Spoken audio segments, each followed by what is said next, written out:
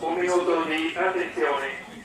Caro nostro Presidente, confusi per l'assoluta mancanza che ci ha travolti, sgomenti per il vuoto incolmabile che hai lasciato, oggi vogliamo ricordarti non solo come nostro Presidente, ma come l'uomo che per tanti anni ha intrecciato le nostre vite.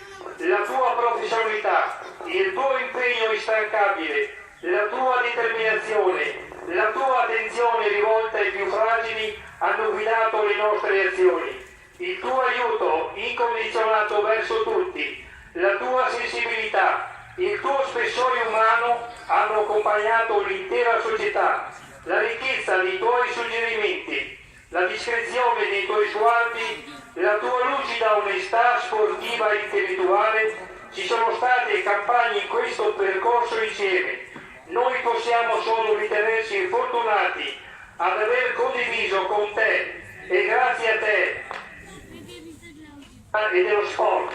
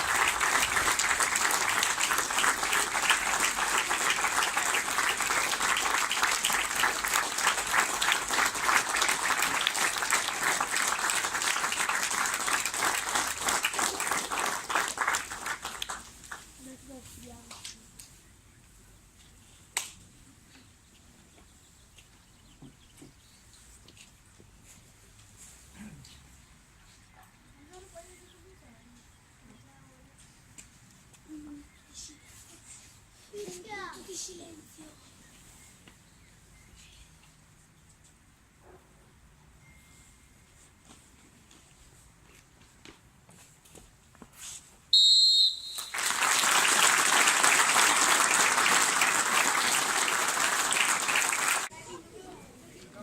Il capitano biancoceleste Marco Guzzo e il capitano del Trento Alessandro Furlan, accompagnati dal piccolo Matteo, rendono omaggio al nostro caro presidente Marzio Brombal, appoggiando i fiori accanto alla moglie Cristina, il figlio Giovanni, il fratello Norio e agli amici di Marzio, Enrico e Sergio.